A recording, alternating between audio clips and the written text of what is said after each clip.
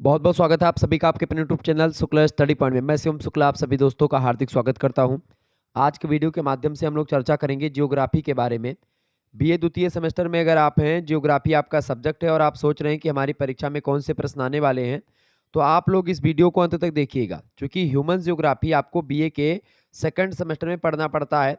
तो आपकी परीक्षा चाहे लिखित हो रही हो चाहे ऑब्जेक्टिव हो रही हो, दोनों के लिए बहुत ही महत्वपूर्ण होगा। खास करके जिनकी परीक्षा जैसे कि 31 तारीख को जिनकी परीक्षाएं लगी हुई हैं उनके लिए बहुत महत्वपूर्ण होगा। बाकी और भी विश्वविद्यालयों के लिए जो एक प्रकार से ऑब्जेक्टिव परीक्षाओं की तैयारी कर रहे हैं उनके लिए बहुत ही महत्वपूर्ण है, चूंकि आज की वीडियो के माध्यम से लगभग हम 100 से अधिक जो वन लाइनर क्वेश्चंस होते हैं यानी ऑब्जेक्टिव टाइप के तरीके के प्रश्न होते हैं, उन्हीं के बारे में चर्चा करने का प्रयास करेंगे।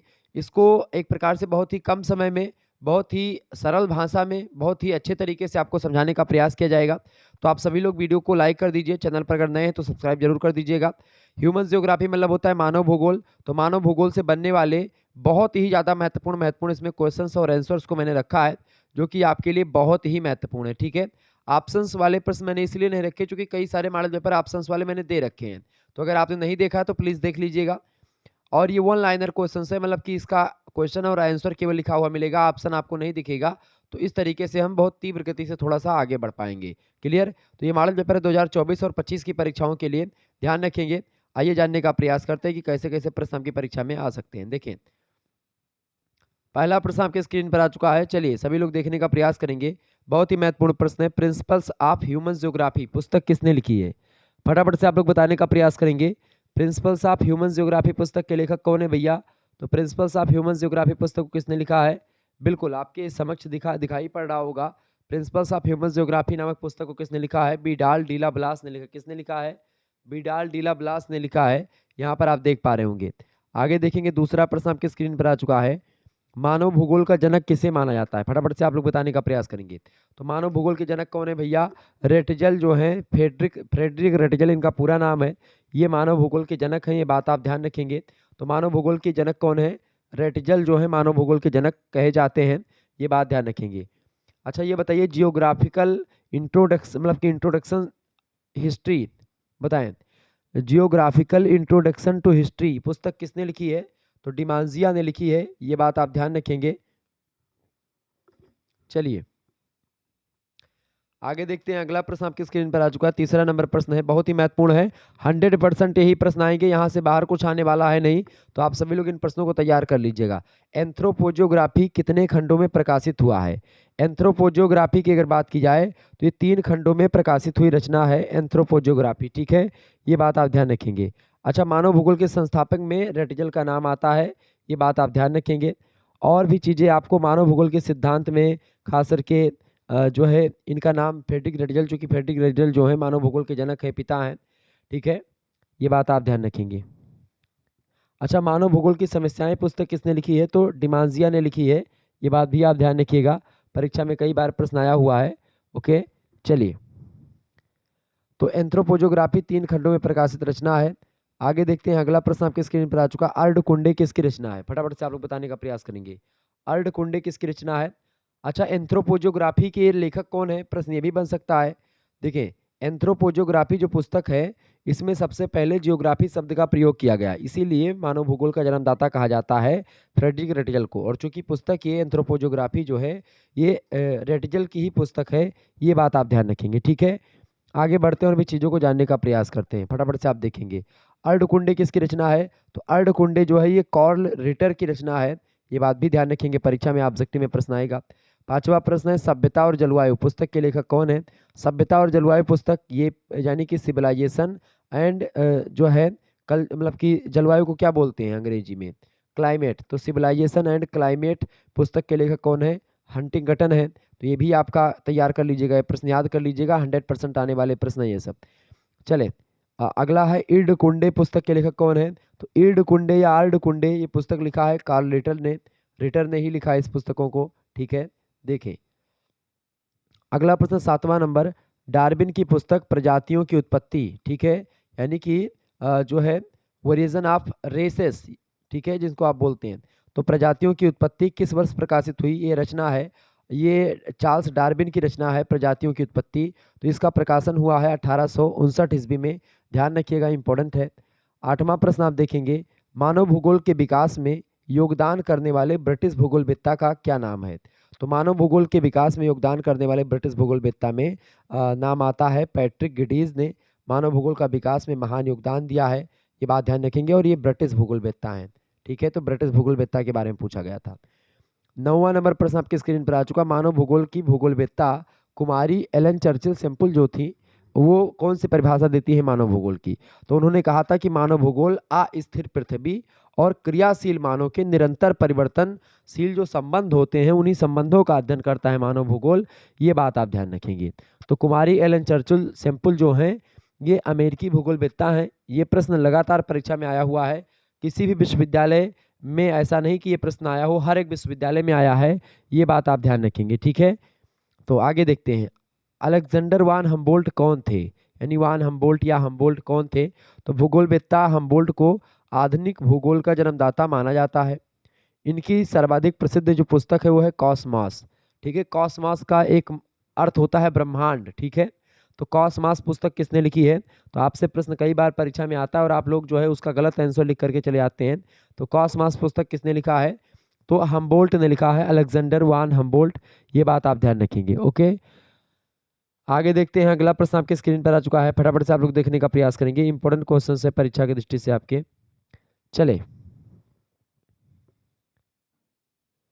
आगे देखेंगे। अगला प्रश्न आपकी स्क्रीन पर आ चुका है। 11 नंबर क्वेश्चन है, फ्रेडरिक रटजल कौन थे? तो रटजल जो है मानव भूगोल के जन्मदाता माने जाते हैं। इन्होंने सर्वप्रथम मानव भूगोल को आधुनिक वैज्ञानिक ढंग से प्रतिपादित किया, प्रस्तुत किया लोगों के समक्ष। 12 नंबर प्रश्न है, रटजल के अनुसार मानव प्रवास नियंत्रक घटक कौन से हैं? तो स्थिति का पारस्परिक महत्व, स्थान चाहे वह केंद्रीय हो अथवा ध्रुवीय हो, समीपवर्ती जनसंख्या के कारण उत्पन्न हुई सीमाएं। तो ये 3 option, option number A B C हो गए और एक ऑप्शन में आपको डी में मिलता है। अगर आप ऑब्जेक्टिव प्रश्न इसी को बनाएंगे तो आपका डी हो जाएगा उपयुक्त सभी। ठीक है, ध्यान रखेंगे। तो ये सभी कारण है। 13 नंबर प्रश्न है, जीन्स ब्रूंस। जीन्स ब्रूंस ने मानव भूगोल का आधार किसको माना है? तो जीन्स ब्रूंस ने मानव भूगोल का आधार पार्थिव एकता के सिद्धांत को माना। किसको माना है? पार्थिव एकता के सिद्धांत को जीन्स ब्रूंस ने क्या माना है भैया? आधार माना है। ये बात आप ध्यान रखेंगे। 14 नंबर क्वेश्चन आप देखेंगे। प्रश्न है, मानव भूगोल तथा मानव विज्ञान में क्या संबंध है? मानव भूगोल और मतलब कि मानव विज्ञान में क्या संबंध है? दोनों ही मानव की प्रजातियों, उनकी शारीरिक बनावट, जैविक लक्षणों, इनके आधार पर विभिन्न प्रजातियों का वर्गीकरण करते हैं। चाहे मानव भूगोल की आप बात करें, चाहे मानव विज्ञान की बात करें, यानी दोनों में परस्पर निकटता का संबंध है और दोनों एक दूसरे के पूरक भी हैं। ठीक है, ये बात ध्यान रखेंगे। आगे बढ़ते हैं। अगला प्रश्न 15 नंबर प्रश्न देखेंगे। सभ्यता के आधार पर मानव भूगोल को किन किन भागों में विभाजित किया गया है? देखिए, सभ्यता के आधार पर मानव भूगोल को अनिवार्य आवश्यकताओं का भूगोल पहला, दूसरा भूमि का शोषण भूगोल, भूमि शोषण का भूगोल, तीसरा सामाजिक भूगोल, चौथा राजनीतिक और ऐतिहासिक भूगोल। ये सभ्यता के आधार पर मानव भूगोल को इन सभी भागों में आप बांट सकते हैं। आगे देखेंगे। 16 नंबर प्रश्न आपकी स्क्रीन पर आ चुका है। प्रश्न है कि संभववाद की जो विचारधारा है, इसका जन्म कहाँ पर हुआ? संभववाद की जो विचारधारा है, इसका जन्म कहाँ पर हुआ? इसका जन्म फ्रांस में हुआ। और आपको बता दूं, लुसियन फैब्रे जो हैं इसके प्रतिपादक थे। तो संभववाद की विचारधारा का जन्म कहाँ पर हुआ, किस देश में हुआ? फ्रांस में हुआ। ऑब्जेक्टिव में कई बार प्रश्न पूछा गया है। 17 नंबर क्वेश्चन आप देखेंगे। प्रश्न है, संभववादी विचारधारा के प्रतिपादक कौन है? तो संभववादी विचारधारा के प्रतिपादक कौन है भैया? संभववादी विचारधारा के प्रतिपादक हैं आपके लुसियन फैब्रे। ठीक है, फैब्रे महोदय ने इसको संभववादी विचारधारा को प्रतिपादित किया था। तो ये सब प्रश्न परीक्षा में 100% आने वाले प्रश्न हैं। ये बात आप ध्यान रखेंगे। आगे देखेंगे। अगला प्रश्न 17 नंबर, संभववादी विचारधारा के प्रतिपादक कौन है? तो लुसियन फैब्रे हैं।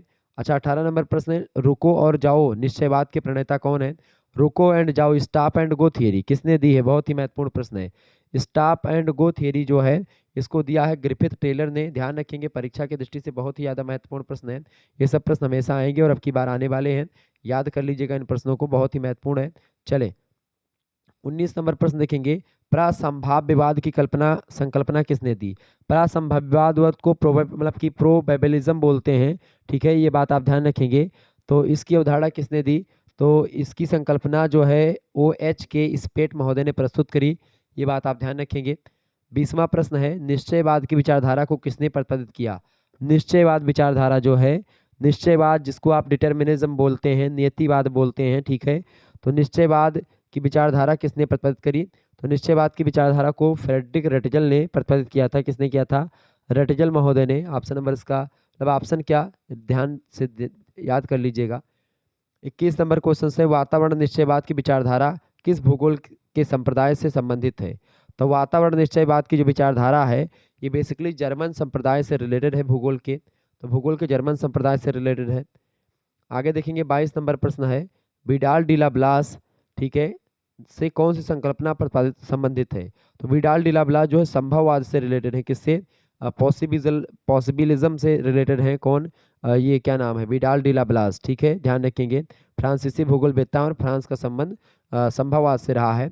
विडाल डी ला ब्लास संबंधित है किससे? संभववादी विचारधारा से। 23 नंबर प्रश्न कुमारी एलन चर्चिल सेम्पुल किसकी शिष्या थी? ये एक महिला भूगोलवेत्ता हैं, बड़ी विद्वान थी, ठीक है, 3 पुस्तकें इनकी बड़ी फेमस हुई हैं। कुमारी सेम्पल जो हैं ये एक प्रकार से महान भूगोलवेत्ता थे। रेटजल उन्हीं की शिष्या थी, जिनको मानव भूगोल का जनक भी कहा जाता है। उन्हीं की शिष्य थी, ये शिष्या थी बेसिकली। शिष्या मतलब होता है लेडीज थी, इसीलिए इनको शिष्या कहा जाता है, और पुरुष को शिष्य कहा जाता है, ठीक है, ध्यान रखेंगे। आगे देखेंगे 24 नंबर प्रश्न आपकी स्क्रीन पर आ चुका है। जियोग्राफी इन 20th सेंचुरी पुस्तक के लेखक कौन है? जियोग्राफी इन 20th सेंचुरी इस पुस्तक को लिखा है टेलर महोदय ने। ग्रिफिथ टेलर ने इस पुस्तक को लिखा है। ये बात आप ध्यान रखिएगा, परीक्षा में प्रश्न आ सकता है। 25 नंबर प्रश्न आपकी स्क्रीन पर आ चुका है। कहीं कोई अनिवार्यता नहीं है, सर्वत्र संभावनाएं हैं, यह विचार किसने दिया? तो ये प्रश्न कई बार आया है कि कहीं कोई अनिवार्यता नहीं है, सर्वत्र संभावनाएं हैं। ये मानव भूगोल के वैज्ञानिक थे लुसियन फैब्रे, उन्होंने दिया था ये विचारधारा। ये संभववादी विचारधारा में ऐसा माना जाता है। 26 नंबर प्रश्न है क्रियाशीलता का सिद्धांत किसने प्रतिपादित किया? तो क्रियाशीलता का सिद्धांत जो है जीन्स ब्रूंस महोदय ने प्रतिपादित किया था। किसने? जीन्स ब्रूंस ने, ध्यान रखिएगा इस बात को। 27 नंबर प्रश्न है हमारे चारों ओर जितनी वस्तुएं हैं वे सब परिवर्तनशील हैं, यह कथन किसका है? तो हमारे चारों ओर जितनी वस्तुएं हैं वे सब परिवर्तनशील है, ये जीन्स ब्रूंस का कथन है। ये बात आप ध्यान रखेंगे। आगे देखिएगा अगला प्रश्न आपकी स्क्रीन पर आ चुका 28 नंबर प्रश्न है सौर शक्ति किस प्रकार की शक्ति है? तो सौर शक्ति एक भौतिक शक्ति है, ये बात ध्यान रखेंगे। अगला प्रश्न 29 नंबर मानव जाति का पालना किस जलवायु को कहा जाता है? मानव जाति का पालना मध्य एशिया की जलवायु को कहा जाता है। तो ये प्रश्न कई बार परीक्षा में आया हुआ है, ऑब्जेक्टिव में और कई विश्वविद्यालयों में। 30 नंबर प्रश्न है पार्थिव एकता के सिद्धांत के प्रतिपादक कौन है? पार्थिव एकता के सिद्धांत का प्रतिपादक है अलेक्जेंडर वान हम्बोल्ट, ठीक है। तो इसका आपका अलेक्जेंडर वान हम्बोल्ट इसका राइट आंसर हो जाएगा। 2022-23 सभी में ये प्रश्न पूछा गया है। आगे देखिए क्रियाशीलता के सिद्धांत के प्रतिपादक कौन है? तो जीन्स ब्रूंस महोदय क्रियाशीलता के सिद्धांत के प्रतिपादक हैं, ये बात आप ध्यान रखेंगे। आगे देखते हैं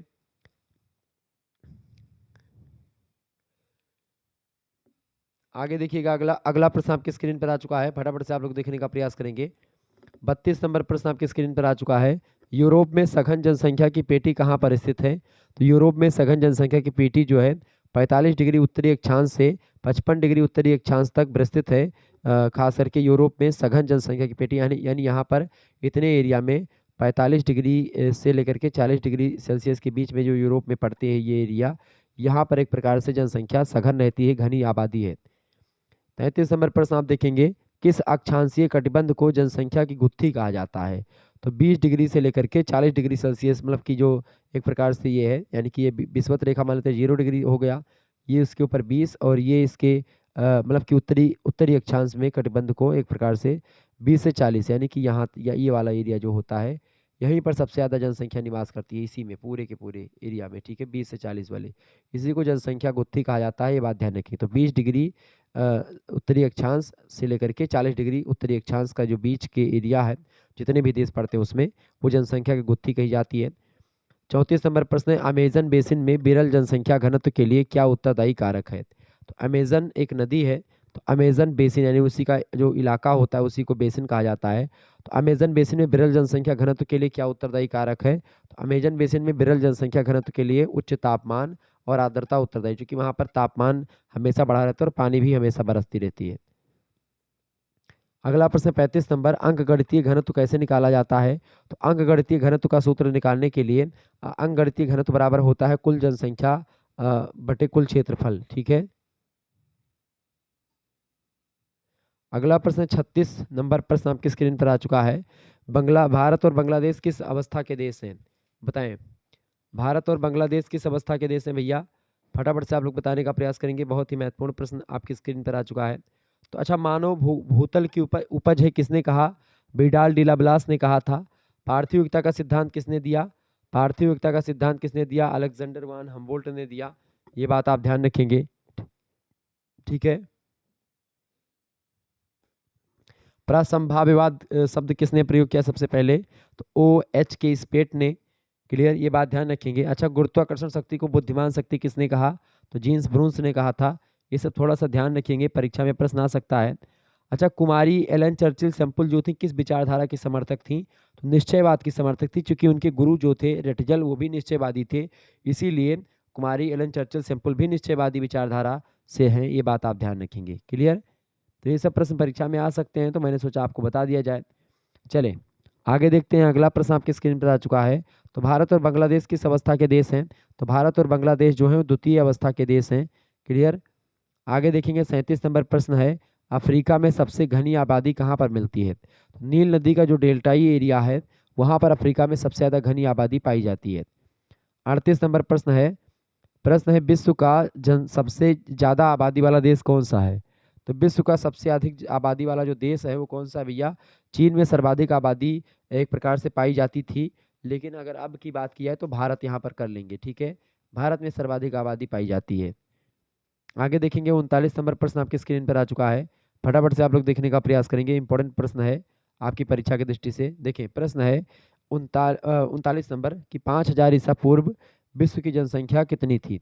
तो 50 से 20 लाख, 50 से 200 लाख के मध्य विश्व की जनसंख्या थी लगभग 5000 ईसा पूर्व में। मतलब पूरे संसार में 50 लाख से लेकर के, मतलब 50 से लेकर के लगभग आपका 200 लाख के बीच में जनसंख्या आज से 5000 ईसा पूर्व थी।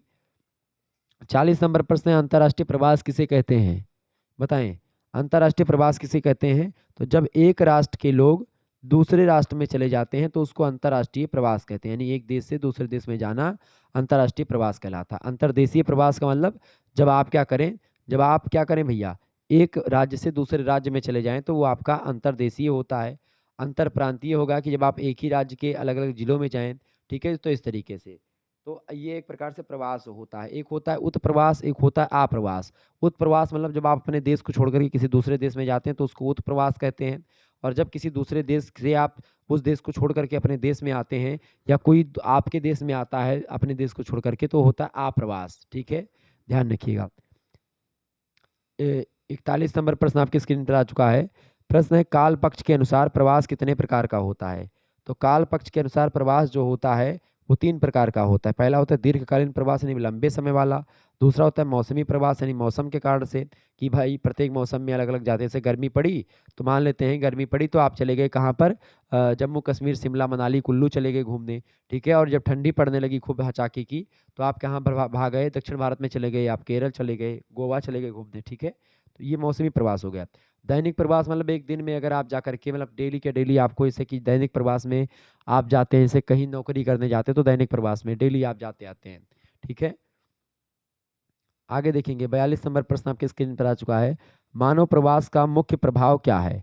मानव प्रवास का मुख्य प्रभाव है जनसंख्या भार, ठीक है। क्या है? जनसंख्या भार मानव प्रवास का मुख्य भार है, ध्यान रखिएगा। 43 नंबर प्रश्न है, आदर्श जनसंख्या की अवधारणा किस विद्वान ने प्रस्तुत की थी? बताएं। तो आदर्श जनसंख्या की अवधारणा किस विद्वान ने प्रस्तुत की थी भैया? आदर्श जनसंख्या की अवधारणा एडविन कैनन महोदय ने प्रस्तुत की थी। ये बात आप ध्यान रखेंगे। अगला प्रश्न, जनसंख्या की न्यून प्रतिस्थापना दर निम्न में से किस वर्ग में आती है? जनसंख्या की न्यून स्थापना दर निम्न में से किस वर्ग में आती है? जनसंख्या की न्यून प्रतिस्थापना दर जो होती है वो सकल जनाधिक्य वर्ग में मिलती है। ये बात आप ध्यान रखेंगे। अगला प्रश्न 45 नंबर, डाल्टन महोदय ने अनुकूलतम जनसंख्या का कौन सा सूत्र दिया है? तो डाल्टन महोदय ने बताया m बराबर A-O/O। ये सूत्र एक प्रकार से डाल्टन महोदय ने दिया। याद कर लीजिएगा, ऑब्जेक्टिव में ये प्रश्न कई बार पूछा गया है, ये बात आप ध्यान रखेंगे, ठीक है। आगे बढ़ते हैं और भी चीज़ों को जानने का प्रयास करते हैं। चले, प्रश्न है 46 नंबर, क्लार्क महोदय ने जनाधिक्य के कितने प्रकार बताए हैं? तो क्लार्क महोदय ने जनाधिक्य के 2 प्रकार बताए हैं। 47 नंबर प्रश्न है, जनसंख्या की न्यून प्रतिस्थापन दर किस वर्ग में मिलती है? तो सकल जनाधिक्य में जनसंख्या की न्यूनतम प्रतिस्थापन दर मिलती है। 48 नंबर प्रश्न आपके स्क्रीन पर आ चुका है। प्रश्न जनाधिक्य किसे कहते हैं? तो अनुकूलतम जनसंख्या में धनात्मक वृद्धि को जन आधिक्य कहते हैं। यानी कि जब आप जितना सोच रहे होते हैं उससे अधिक जनसंख्या हो जाए तो धनात्मक वृद्धि जब हो जाती है, उसमें बढ़ जाती जनसंख्या, तो उसी को जनाधिक्य कहते हैं। 49 नंबर प्रश्न है, अंग्रेज भारतीयों को मजदूरों के रूप में अफ्रीका ले गए थे, यह कौन सा प्रवसन कहलाता है? तो अंग्रेज भारतीय मजदूरों को मजदूरों के रूप में हमें अफ्रीका ले गए थे अंग्रेज लोग, तो इसको बोलते हैं स्थानांतरण को, इसको क्या बोलेंगे? बलात् प्रवसन बोलेंगे। बलात् मतलब जबरदस्ती ले गए थे। ठीक है, आगे देखेंगे 50 नंबर प्रश्न आपकी स्क्रीन पर आ चुका है। अंतर क्षेत्रीय प्रवास किसके बीच में होता है? तो अंतर क्षेत्रीय प्रवास जब होता है, अंतर क्षेत्रीय ये प्रवास नगर से उपनगरीय क्षेत्र की ओर, यानी जब आप क्या होते हैं, जब आप जैसे गांव से आप शहर को जाते हैं कमाने के लिए पैसा, तो वो आपका अंतर क्षेत्रीय प्रवास के अंतर्गत आता है। ठीक है, ध्यान रखेंगे। 51 नंबर प्रश्न है, ब्रेन ड्रेन नामक संज्ञा किस प्रवास को दी जाती है? तो ब्रेन ड्रेन नामक संज्ञा किस प्रवास को दी जाती है भैया? तो ब्रेन ड्रेन नामक जो है जो संज्ञा है वो किसको दी जाती है? जब स्वतंत्र और संगठित प्रवास होता है तो उसको ब्रेन ड्रेन की संज्ञा दी जाती है। ये बात आप ध्यान रखेंगे। आगे बढ़िएगा, अगला प्रश्न आपके स्क्रीन पर आ चुका है, फटाफट से आप देखेंगे। 52 नंबर प्रश्न है, त्रिभुजाकार बस्तियों का प्रतिरूप कहाँ पर मिलता है? त्रिभुजाकार बस्तियों का प्रतिरूप नदियों के संगम स्थल पर जहाँ पर नदियाँ आपस में मिलती हैं, कई नदियाँ, वहाँ पर त्रिभुजाकार संगम एक प्रकार में त्रिभुजाकार बस्तियों का निर्माण होता है। अगला प्रश्न, चूंकि मान लेते हैं कोई संगम है, इधर से एक नदी आकर के मिली, इधर से एक नदी आकर के मिल रही है, इधर से भी एक नदी आकर के मिल रही है, और तीनों मिलकर के एक धारा बना करके चली गई। अब देखें इस नदी किनारे किनारे क्या होगा, यहाँ पर कई जो है लोग बस जाएंगे, इधर बस जाएंगे, इधर कई लोग बसेंगे, इधर बसेंगे, इधर बसेंगे, इधर बसेंगे, तो क्या बन जाएगा? एक त्रिभुज ये बन रहा है, आप देख रहे पा रहे होंगे। ठीक है, एक त्रिभुज की भांति ऐसे बन गया ये। ठीक है, ये त्रिभुज आपका बन रहा है, तो ये एक प्रकार से जो बस्ती का रूप होता है त्रिभुजाकार बसता है।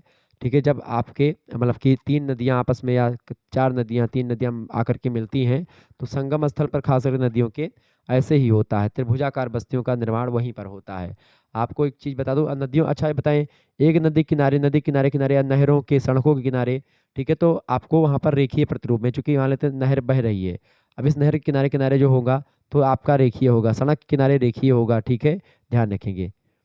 53 नंबर प्रश्न है, किन क्षेत्रों में मकानों की छतें अधिक ढालयुक्त मिलती हैं? तो जहाँ पर पानी ज़्यादा बरसने वाले क्षेत्र हैं, जैसे कि अत्यधिक वर्षा वाले क्षेत्रों में मकानों की छतें अधिक ढालयुक्त होती ताकि पानी बरसे और तुरंत नीचे सरक कर गिर जाए। 54 नंबर प्रश्न आप देखिएगा, सभी लोग देखने का प्रयास करेंगे, बढ़िया प्रश्न है। 54 नंबर प्रश्न, नगरों के वर्गीकरण का सबसे उपयुक्त आधार कौन सा है? बताएं। नगरों के वर्गीकरण का सबसे उपयुक्त आधार होता है जो है क्या होता है? कार्य। तो नगरों के वर्गीकरण का सबसे उपयुक्त आधार है क्या? कार्य, काम काज। क्योंकि काम काज के आधार पर नगरों को आप आसानी से बांट सकते हैं। 55 नंबर प्रश्न है, चेन्नई नगर का प्रतिरूप कैसा है? तो चेन्नई नगर जो है ये प्रतिरूप चौक पट्टी के इसका प्रतिरूप कैसा है? चौक पट्टी के जैसा है। 56 नंबर प्रश्न आपकी स्क्रीन पर आ चुका है, भारत के किस प्रदेश में साहत बस्तियां मिलती हैं? बताएं, भारत के किस प्रतिरूप में साहत बस्तियां मिलती हैं? तो गंगा के मैदान में साहत बस्तियां मिलती हैं, ध्यान रखेंगे। 57 नंबर प्रश्न आपकी स्क्रीन पर आ चुका है, रैखिक बस्तियों का प्रतिरूप कहाँ विकसित होता है? तो रैखिक प्रतिरूप मतलब रैखिक बस्तियों का जो प्रतिरूप होता है वो कहाँ पर विकसित होता है भैया? इसका करेक्ट आंसर क्या होगा 57 का? तो सड़क, नदियों के किनारे रैखिक बस्तियों का प्रतिरूप, यानी सड़क के किनारे, नदियों के किनारे जो होता है, नहरों के किनारे, ये सब रैखिक बस्तियों का प्रतिरूप होता है। रेखा में एक, जैसे नदी सीधे बह रही तो उसके किनारे किनारे एक रेखा में पूरा का पूरा बसाव होगा लोगों का। 58 नंबर प्रश्न है, महानदी गोदावरी और कृष्णा नदियों के डेल्टा वाले, डेल्टा माने वो होता है नदियों को, जब नदियां अपने मुहाने पर होती हैं तो कुछ मलबा जो अपने साथ बहा करके लाती हैं उसको छोड़ देती हैं, उसके कारण से क्या होता है, वो एरिया एक प्रकार से जो है जमीन हो जाती है, वो एरिया मतलब कि उस वहाँ पर स्थल हो जाता है और नदियाँ पतली धाराओं में कट करके बह जाती है, तो वो डेल्टा बन जाता है। तो ठीक है, तो डेल्टाओं के किस मतलब डेल्टाओं पर किस प्रकार का प्रतिरूप के गांव मिलते हैं? महानदी गोदावरी और कृष्णा नदियों पर तो पंखा प्रतिरूप के गांव मिलते हैं। ठीक है, पंखा प्रतिरूप के। डेल्टा एरिया में अधिकतर पंखा प्रतिरूप ही आपको दिखाई पड़ेगा। 59 नंबर प्रश्न, दिल्ली और उसके आसपास किस प्रकार का ग्रामीण अधिवास पाया जाता है? फटाफट से आप लोग बताने का प्रयास करेंगे, इसका राइट आंसर क्या हो जाएगा? दिल्ली और उसके आसपास किस प्रकार का ग्रामीण अधिवास मिलता है? तो प्राकीर्ण अधिवास दिल्ली और उसके आसपास मिलता है। कौन सा? प्राकीर्ण अधिवास। सुरक्षा की दृष्टि से किले मतलब सुरक्षा की दृष्टि से किसे मतलब कि किले कहाँ बसे होते थे। तो सुरक्षा की दृष्टि से जो किले होते थे वो जलापूर्ति वाले स्थानों पर किले बनाए जाते थे। 61 नंबर प्रश्न, ढलवा छत के मकान अधिकतर कहाँ बनाए जाते हैं। तो अधिक वर्षा वाले क्षेत्रों में जो छत के मकान होते हैं मतलब कि जो ढलवा छत होते हैं, ढाल एकदम से बहुत ज़्यादा होता है, वहाँ पर बनाए जाते हैं। 62 नंबर प्रश्न है, आखेट अर्थव्यवस्था का मुख्य उद्देश्य क्या है। फटाफट से आप लोग बताने का प्रयास करेंगे। तो आखेट यानी शिकार खेलना। तो आखेट अर्थव्यवस्था का मुख्य उद्देश्य जो होता है वो कहाँ पर होता है, उदर पूर्ति में होता है। उदर पूर्ति मतलब होता है पेट पालने के लिए लोग जो है, जब कोई कुछ नहीं पता होता है, केवल खाना ही सूझ रहा होता है, तो लोग भाई क्या करते हैं मतलब कि, और उनको आता पता नहीं ज़्यादा दुनियादारी के बारे में, वो जो शिकार करते हैं लोग किस लिए करते हैं, पेट पालने के लिए करते हैं। 63 नंबर प्रश्न है, विश्व में सर्वाधिक मछली किस महासागरीय क्षेत्र में पकड़ी जाती है। तो विश्व की सर्वाधिक मछली जो है उत्तरी पश्चिमी प्रांत मतलब उत्तरी पश्चिमी प्रशांत महासागर में पकड़ी जाती है। नेक्स्ट क्वेश्चन है 64 नंबर, चूंकि वहाँ पर मछली रहने के एक प्रकार से जगह है, मछली मछली कहाँ पर रहती है, जहाँ पर प्लैंकटन निवास करते हैं। प्लैंकटन जो होते हैं वो मछली के जीव होते हैं, मछली खाने वाले, जो मतलब मछलियों को, मछलियाँ जो खाते हैं, सॉरी, मछलियाँ जिन्हें खाती हैं उन्हीं को प्लैंकटन कहते हैं, ठीक है। तो जहाँ पर प्लैंकटन होंगे, भोजन है प्लैंकटन मछलियों के, तो मछली वहाँ पर जाएंगी। और जब मछली वहाँ पर जाएंगे, अच्छा प्लैंकटन कहाँ पर रहते हैं, तो जहाँ पर ठंडी जलधारा और गर्म जलधारा आपस में मिलती है वहीं पर प्लैंकटन निवास करते हैं, तो वहीं पर मछलियाँ भी रहती हैं। तो पर मतलब जो उत्तरी प्रशांत मतलब पश्चिमी प्रशांत है वहाँ पर ठंडी जलधारा और गर्म जलधारा आपस में मिलती हैं, और इस कारण से क्या होता है,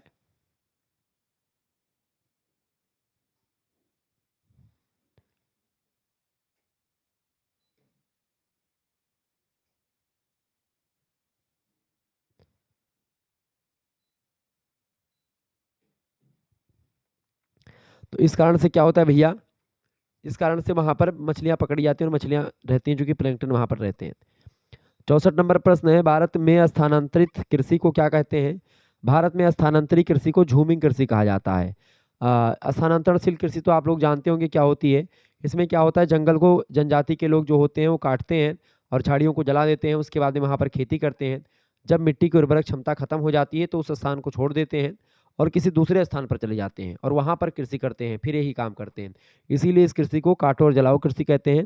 अलग अलग स्थानों पर इसको अलग अलग कहा जाता है, ठीक है। जैसे कि लदांग जो है मलेशिया में कहा जाता है इसको, ऐसे ही कई स्थानों पर इसको अलग अलग नामों से जाना जाता है। क्लियर, ये बात आप ध्यान रखेंगे। अच्छा, प्रकृति में मानव का स्थान पुस्तक किसने लिखी है। तो प्रोफेसर हक्सले ने लिखी है इस पुस्तक को, ये बात आप ध्यान रखेंगे, परीक्षा की दृष्टि से इंपॉर्टेंट है आपका। चलें आगे देखते हैं।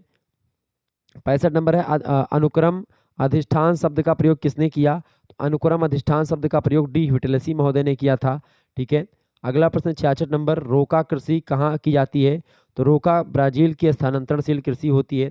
तो रोका कृषि जो होती है स्थानांतरणशील कृषि का ही दूसरा नाम है। ब्राजील देश में रोका कहा जाता है स्थानांतरणशील कृषि को। 67 नंबर प्रश्न, किस देश में चेना नामक स्थानांतरणशील कृषि होती है। तो श्रीलंका में स्थानांतरणशील कृषि को या झूमिंग कृषि को चेना कहा जाता है, ठीक है। ध्यान रखेंगे, परीक्षा में कई बार प्रश्न आया हुआ है। 68 नंबर प्रश्न है, विश्व में वन उत्पादों का संग्रह प्रमुख रूप से कहाँ मतलब प्रमुख रूप से कहाँ होता है। तो उष्णकटिबंधीय सदाबहार वनों में वन उत्पादों का प्रमुख रूप से संग्रह होता है। जो उष्णकटिबंधीय सदाबहार वन होते हैं उसमें हमेशा हरियाली होती है, हमेशा बारिश होती है, इस कारण से वो हमेशा हरे भरे रहते हैं। जैसे अमेजन का जो जंगल है वो हमेशा हरा भरा रहता है, क्योंकि वहाँ पर हमेशा धूप भी पर्याप्त मात्रा में मिलती है और एक प्रकार से बारिश भी होती है। और दुनिया का लगभग 20% ऑक्सीजन जो है अमेजन के बेसिन से ही मिलता है, अमेजन जंगलों से ही प्राप्त होता है। अगला क्वेश्चन है, शिकार अर्थव्यवस्था का प्रमुख उद्देश्य क्या है। मात्र उदर पूर्ति ही शिकार अर्थव्यवस्था का प्रमुख उद्देश्य रहा है। 70 नंबर प्रश्न है, प्रसिद्ध मत्स्य उत्पादक क्षेत्र जो आपका सेबल बैंक है वो कहाँ पर स्थित है, बताएं। फटाफट से आप लोग बताने का प्रयास करेंगे, इसका राइट आंसर क्या हो जाएगा। प्रमुख जो मत्स्य उत्पादक यानी मछली उत्पादन का जो एक प्रकार से एरिया है, सेबल बैंक, सेबल बैंक कहाँ पर है। तो सेबल बैंक जो है वो नोवास्कोसिया प्रायद्वीप के दक्षिणी पूर्व में स्थित है, ठीक है। कहाँ पर भैया, तो नोवास्कोसिया ये एक प्रायद्वीप है, यहीं पर स्थित है प्रायद्वीप। और ये सब मैंने आपको फर्स्ट सेमेस्टर में पढ़ाया था। प्रायद्वीप क्या होता है भैया, प्रायद्वीप होता है ऐसा इलाका जो तीन तरफ से जल से घिरा हो। जैसे अपना दक्षिण भारत को प्रायद्वीपीय भारत भी कहते हैं, क्यों कहते हैं, क्योंकि एक तरफ से ये आपका अरब सागर से घिरा हुआ है, इधर से पश्चिम मतलब बंगाल की खाड़ी से घिरा हुआ है, इधर से हिंद महासागर से घिरा हुआ है। तो तीन तरफ से एरिया पूरी घिरी हुई है, इसलिए इस एरिया को, ये भारत का जो दक्षिणी एरिया है, इसको प्रायद्वीपीय भारत कहते हैं, चूंकि ये तीन तरफ से जल से घिरा हुआ है। तो ऐसी स्थलाकृति जो तीन तरफ से जल से घिरी होती है उसको प्रायद्वीप कहते हैं। भारत में स्थानांतरित कृषि को क्या कहा जाता है? तो स्थानांतरित कृषि मतलब रूप से की जाने वाली कृषि भारत में झूमिंग कृषि कहलाती है। 72 नंबर प्रश्न है, भारत मतलब मानव विकास की प्रारंभिक अवस्था की प्रजाति कौन सी है? तो मानव विकास की प्रारंभिक अवस्था की प्रजाति जो है वो ऑस्ट्रेलोपिथेकस है, ध्यान रखेंगे। अगला प्रश्न 73 नंबर, नियंडरथल मानव के जीवाश्म सर्वप्रथम कहाँ खोजे गए? नियंडरथल मानव के जीवाश्म जो है सर्वप्रथम जर्मनी में खोजे गए थे। कहाँ पर? जर्मनी में। नेक्स्ट क्वेश्चन से, चांसलेड मानव किससे संबंधित है? चांसलेड मानव जो है नियंडरथल मानव से संबंधित है, ये बात भी आप ध्यान रखेंगे। अगला प्रश्न 75 नंबर, ऑस्ट्रेलिया व न्यूजीलैंड किस सांस्कृतिक प्रदेश में सम्मिलित हैं? तो ऑस्ट्रेलिया और न्यूजीलैंड जो है ये पाश्चात्य सांस्कृतिक प्रदेश में सम्मिलित हैं। नेक्स्ट क्वेश्चन से, पीकिंग मानव का जीवाश्म किस अंग के रूप में प्राप्त हुआ है? तो पीकिंग मानव का जीवाश्म दांत के रूप में प्राप्त हुआ है। नेक्स्ट क्वेश्चन है 77 नंबर, मानव का वैज्ञानिक नाम क्या है? तो मानव का वैज्ञानिक नाम है होमोसेपियंस, मानव का वैज्ञानिक नाम है। मेधावी मानव यानी होमोसेपियंस को ही मेधावी मानव कहा जाता है। इसका उदय कब हुआ? तो मध्य पूरा पाषाण काल में मेधावी मानव का उदय हुआ। नेक्स्ट क्वेश्चन है 79 नंबर, ऑस्ट्रेलिया और न्यूजीलैंड किस सांस्कृतिक प्रदेश के अंतर्गत आते हैं? ये दोनों पाश्चात्य सांस्कृतिक प्रदेश के अंतर्गत आते हैं। ठीक, किस में आते हैं? पाश्चात्य सांस्कृतिक प्रदेश में आते हैं दोनों, ऑस्ट्रेलिया और न्यूजीलैंड। नेक्स्ट क्वेश्चन आपकी स्क्रीन पर आ चुका है। 80 नंबर प्रश्न है, काकेसाइड प्रजाति कहाँ पर मिलती है? तो काकेसाइड प्रजाति जो होती है ये पश्चिमी एशिया में आपको मिलेंगी, तो ध्यान रखेंगे, परीक्षा में कई बार प्रश्न आया हुआ है। 81 नंबर देखेंगे, नासिका सूचकांक कैसे निकाला जाता है? परीक्षा में ऑब्जेक्टिव में कई बार प्रश्न आता है। नासिका सूचकांक बराबर होता है नाक की चौड़ाई बटे नाक की लंबाई गुणे 100। ठीक है, नाक की चौड़ाई मान लेते हैं आपकी 10 है, ठीक है, नाक की लंबाई आपकी मान लेते हैं कि 20 है, ठीक है, तो गुणे आप 100 कर देंगे, तो यहाँ पर जीरो जीरो कट जाएगा, 2 एकम 2, 2 पंचे 10, यानी आपका 50 निकल आया यहाँ पर। यानी 50 आपका क्या है भैया? तो 50 आपका निकल आएगा क्या? नासिका सूचकांक।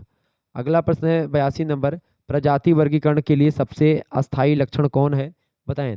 तो प्रजाति वर्गीकरण के लिए सबसे अस्थायी लक्षण जो है वो आपका कपाल सूचकांक होता है। कपाल सूचकांक के आधार पर ही प्रजातियों का वर्गीकरण बहुत सारे विद्वानों ने किया है। 83 नंबर प्रश्न है, गुहा। गुहा एक इतिहासकार हैं, इन्होंने भारत में बसने वाली सर्वप्रथम प्रजाति कौन सी मानी? तो गुहा ने भारत में बसने वाले सर्वप्रथम प्रजाति एल्फोनाइड को मानी। नेक्स्ट क्वेश्चन से 84 नंबर, एनु प्रजाति कहाँ पर मिलती है? तो एनु प्रजाति जापान में मिलती है। ओके, 85 नंबर क्वेश्चन आप देखेंगे। 85 नंबर प्रश्न है, किस प्रजाति की चमड़ी का रंग पीला होता है? तो मंगोलाइड प्रजाति की चमड़ी का रंग जो होता है पीला होता है, जैसे जो चाइना वगैरह के लोग होते हैं वो मंगोलाइड प्रजाति से संबंधित हैं। आगे देखेंगे 86 नंबर प्रश्न है, कपाल सूचकांक का सूत्र होता है? कपाल सूचकांक होता है सिर की चौड़ाई बटे सिर की लंबाई गुणे 100। नेक्स्ट क्वेश्चन है 87 नंबर देखेंगे, विभिन्न प्रजातियों का द्रावण पात्र किसे कहा जाता है? तो विभिन्न प्रजातियों का द्रावण पात्र कहा जाता है किसको? विभिन्न मतलब भारत को विभिन्न प्रजातियों का द्रावण पात्र कहते हैं। किस देश को? भारत को विभिन्न प्रजातियों का द्रावण पात्र कहा जाता है। 88 नंबर प्रश्न है, प्रजातीय प्रवास कटिबंध सिद्धांत किसने प्रस्तुत किया? तो प्रोफेसर हक्सले ने प्रजातीय प्रवास कटिबंध सिद्धांत का एक प्रकार से प्रतिपादन किया। किसने? हक्सले महोदय ने। ध्यान रखेंगे, परीक्षा में आ सकता है प्रश्न। शीर्ष सूचकांक किसके मापन का सूचक है? शीर्ष सूचकांक जो होता है ये मस्तिष्क के आधार पर मापन का सूचक है, मस्तिष्क के आधार पर मापा जाता है। 90 नंबर क्वेश्चन आपके स्क्रीन पर आ चुका है, एस्किमो के घर को क्या कहते हैं? एस्किमो के घर को इग्लू कहा जाता है। ध्यान रखें, कई बार परीक्षा में प्रश्न आया है। एस्किमो शिकार के लिए किस उपकरण का प्रयोग करते हैं? बताइएगा सभी लोग भाई, एस्किमो जो होते हैं वो शिकार के लिए किस चीज का प्रयोग करते हैं? फटाफट से आप लोग बताने का प्रयास करेंगे। राइट आंसर इसका क्या हो जाएगा? ये प्रश्न परीक्षा में 100% आते रहते हैं, ये बात आप ध्यान रखेंगे। बताइए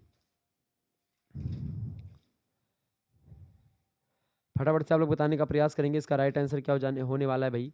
देखिए ये सब प्रश्न परीक्षा में आपसे पूछा गया था, 2023 में प्रश्न आया हुआ था कि भाई ये बताएं कि जो बुशमैन जनजाति उसका निवास क्षेत्र कहाँ पर है? तो कालाहारी मरुस्थल में बुशमैन जनजाति रहती है।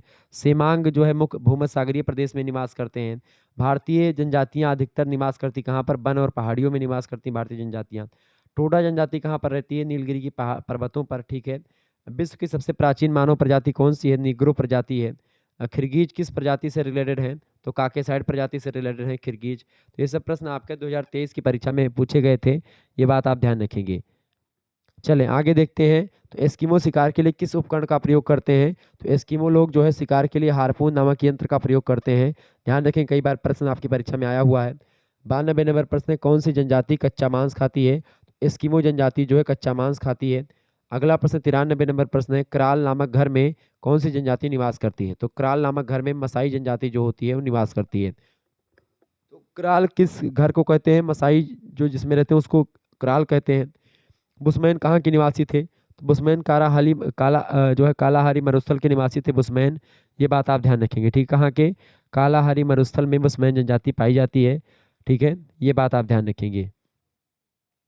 नेक्स्ट क्वेश्चन आपकी स्क्रीन पर आ चुका है 95 नंबर, मसाई का निवास क्षेत्र कहाँ पर है? पूर्वी अफ्रीका में मसाई जनजाति रहती है, ठीक है, ध्यान रखेंगे।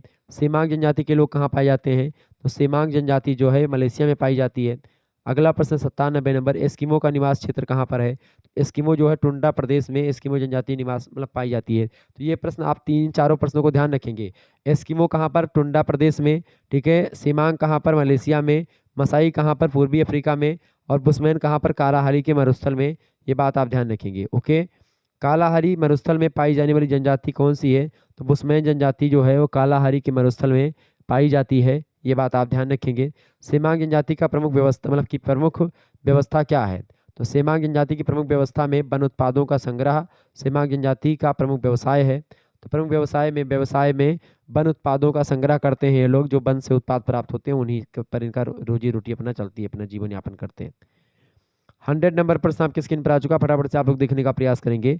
गोंड जनजाति सर्वाधिक संख्या में कहाँ पर पाई जाती है? गोंड जनजाति, तो गोंड जनजाति जो बेसिकली मध्य प्रदेश और छत्तीसगढ़ में सर्वाधिक मात्रा में गोंड जनजाति पाई जाती है। टोंडा जनजाति का मुख्य व्यवसाय क्या है? टोंडा जनजाति बताएं, टोंडा जनजाति का मुख्य व्यवसाय क्या है? फटाफट से आप लोग बताने का प्रयास करेंगे। अच्छा, भारत की सर्वाधिक बड़ी जनजाति कौन सबसे बड़ी? तो भील जनजाति सबसे बड़ी है, उसके बाद में फिर गोंड है, फिर संथाल है, ठीक है। ये बात ध्यान रखेंगे, परीक्षा में कई बार आया हुआ है। थारू जनजाति किस राज्य में रहती है? तो मध्य प्रदेश में ही थारू जनजाति पाई जाती है, ठीक है। गोंडों का मुख्य व्यवसाय क्या है? खेती करते हैं गोंड लोग। अच्छा बताएं, करिल कृषि किस जनजाति में की जाती है? तो नागा जनजाति में करिल नामक कृषि करी जाती है। ये सब प्रश्न 2022 और 23 में आए हुए हैं। अच्छा, बटकाही विवाह की व्यवस्था किस जनजाति में है? तो भील जनजाति में है। फालू कपड़ा कौन पहनता है? भील वाले पहनते हैं, भील जनजाति के लोग। बापला किस जनजाति में विवाह कहलाता है? तो संथाल जनजाति के विवाह को बापला कहा जाता है, ये सब आप ध्यान रखेंगे। अच्छा, नीलगिरी की पहाड़ियों में कौन सी जनजाति रहती है? तो नीलगिरी की पहाड़ियों में टोडा जनजाति निवास करती है, क्लियर, ये बात ध्यान रखेंगे। आगे देखेंगे, अगला प्रश्न आपकी स्क्रीन पर आ चुका है।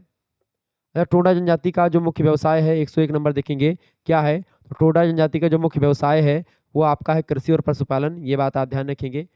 आगे बढ़ते हैं, अगला प्रश्न आपकी स्क्रीन पर आ चुका है। 102 नंबर क्वेश्चन आपके स्क्रीन पर आ चुका है। कौन सी जनजाति घुमक्कड़ी चरवाहा होती है? बताएं, फटाफट से आप बताएंगे। घुमक्कड़ी चरवाहा, गद्दी जनजाति जो है घुमक्कड़ी चरवाहा होती है। अगला प्रश्न आपकी स्क्रीन पर आ चुका है, फटाफट से आप लोग देखने का प्रयास करें। 103 नंबर, नीलगिरी पर्वत पर कौन सी जनजाति निवास करती है? नीलगिरी पर्वत पर कौन सी जनजाति निवास करती है? तो टोडा जनजाति नीलगिरी पर्वत पर निवास करती है। अगला प्रश्न 104 नंबर, छोटा नागपुर के पठारी प्रदेश में कौन सी जनजाति निवास करती है? छोटा नागपुर का पठार जो है, जो खनिजों की दृष्टि से बहुत ही महत्वपूर्ण है, यहाँ पर बेसिकली संथाल जनजाति जो है वो निवास करती है छोटा नागपुर के पठारी भागों में, क्लियर, ध्यान रखेंगे, कई बार परीक्षा में प्रश्न आया हुआ है। नेक्स्ट क्वेश्चन है 105 नंबर, दिप्पा कृषि कौन सी जनजाति करती है? दिप्पा कृषि जो है गोंड जनजाति करती है। तो गोंड जनजाति कौन सी कृषि करती है? दिप्पा खेती करते हैं लोग। 106 नंबर प्रश्न है, अल्मोड़ा के उत्तरी पूर्वी भाग में कौन सी भारतीय जनजाति रहती है? तो अल्मोड़ा के उत्तरी पूर्वी भाग में भूटिया जनजाति रहती है, ये बात ध्यान है। कौन सी जनजाति? भूटिया जनजाति। 107 नंबर क्वेश्चन आपके स्क्रीन पर आ चुका है। संथाल जनजाति का जमाव सर्वाधिक किस राज्य में? संथाल जनजाति बेसिकली बिहार राज्य के संकाल जनजाति जो है ये बिहार के संकाल जनजाति का सर्वाधिक जमाव बिहार राज्य में है। आगे देखेंगे 108 नंबर क्वेश्चन है, भारत में नीलगिरी पर्वत पर निवास करने वाले चरवाहे किस जनजाति से संबंधित हैं? फटाफट से आप लोग बताने का प्रयास करेंगे। तो भारत में जो नीलगिरी पर्वत है उस पर निवास करने वाले जो चरवाहे हैं ये बेसिकली टोडा जनजाति से रिलेटेड है। किस जनजाति से? टोडा जनजाति से, ठीक है। और एक बात और ध्यान रखेंगे, अगर आपने अभी तक को करिकुलर मास्टर यूट्यूब चैनल को सब्सक्राइब नहीं किया है तो इस चैनल को आप सब्सक्राइब कर लीजिएगा, चूँकि ये चैनल आपकी परीक्षा के लिए बहुत ही ज़्यादा महत्वपूर्ण है। ये बात आप ध्यान रखेंगे। ऐसे ही प्रश्न आपकी परीक्षा में पूछे जाते रहते हैं। और आपको बता दूँ कि को-करिकुलर मास्टर चैनल जो है आपका, ये एक प्रकार से एक ऐसा चैनल है जहाँ पर आपको को-करिकुलर की जो परीक्षाएँ होती हैं, ख़ास करके जैसे सेकंड सेमेस्टर में आप हैं, तो फर्स्ट एड एंड हेल्थ की बहुत सारी वीडियोज़ आपको मिल जाएँगी। इसके अलावा फिजिकल एजुकेशन एंड योगा, मतलब जितने भी आपके एक प्रकार से जो को-करिकुलर कोर्स होता है, अनिवार्य प्रश्न पत्र होता है, उन सभी की परीक्षाओं की तैयारी को-करिकुलर मास्टर पर करवाई जाएगी। इसके अलावा जब आप अपनी परीक्षा पास कर लेंगे और थर्ड सेमेस्टर में जाएँगे, थर्ड सेमेस्टर की लगभग अधिकतर सब्जेक्ट की तैयारी जो होगी विधिवत तरीके से चैप्टर वाइज़ आपकी को-करिकुलर मास्टर चैनल पर होने वाली है। तो आप इस चैनल को सब्सक्राइब कर लीजिएगा, ठीक है? बहुत ही महत्वपूर्ण आपका चैनल है, को-करिकुलर मास्टर यूट्यूब चैनल, ठीक है? ध्यान रखेंगे। 109 नंबर प्रश्न है, गद्दी शब्द का क्या अर्थ है? गद्दी शब्द का मतलब होता है चरवाहा, ठीक है? इसका मुख्य व्यवसाय होता है पशु चारण, यानी पशुओं को चराना। तो इस तरीके से आप लोगों ने लगभग बहुत सारे प्रश्नों को समझ लिया, जो कि आपकी परीक्षा की दृष्टि से बहुत ही महत्वपूर्ण थे। ऐसे ही प्रश्नों के लिए आप शुक्ला स्टडी पॉइंट को सब्सक्राइब कर लें, बीए करिकुलर को सब्सक्राइब करें और को-करिकुलर मास्टर यूट्यूब चैनल को सब्सक्राइब कर लें। बहुत-बहुत धन्यवाद। आप हमको इंस्टाग्राम पर भी फॉलो कर सकते हैं शुक्ला स्टडी पॉइंट के नाम से। बहुत-बहुत धन्यवाद आप सभी का, मिलते हैं फिर नेक्स्ट वीडियो में। बहुत-बहुत धन्यवाद।